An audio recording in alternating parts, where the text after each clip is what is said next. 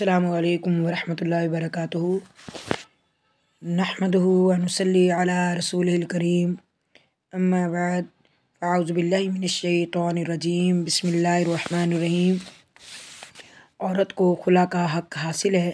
عن ابن عباس رضی اللہ تعالی عنہما ان امرأۃ ثابت بن قیس آتت النبی صلی اللہ علیہ وسلم فقالت یا رسول اللہ ثابت بن قیس ما عاتب علیہ فی خلق ولا دین ولکنی اکرہ الکفر فی الاسلام فقال رسول اللہ صلی اللہ علیہ وسلم اتردین علیہ حدیقتہ قالت نعم قال رسول اللہ صلی اللہ علیہ وسلم اقبل الحدیقۃ وطلقها طلیقۃ۔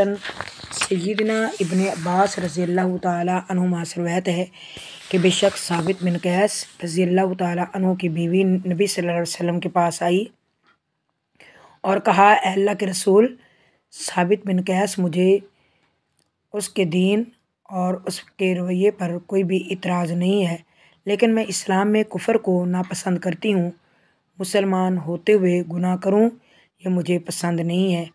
رسول اللہ صلی اللہ علیہ وسلم نے فرمایا، کیا تو اس کا باغ واپس لوٹاتی ہے؟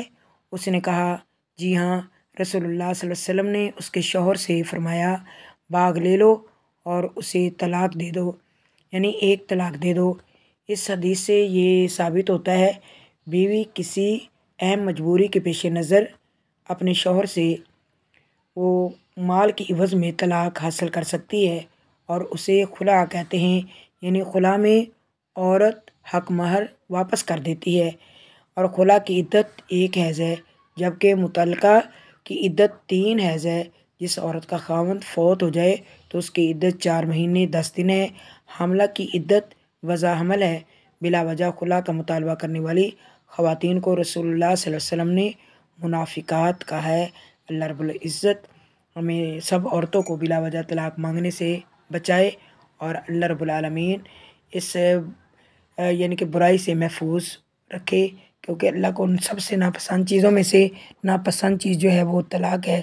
اللہ تعالیٰ سے دعا کرتے ہیں اللہ تعالیٰ میں بھی عملی زندگی عطا فرمائے، آمین ثم آمین۔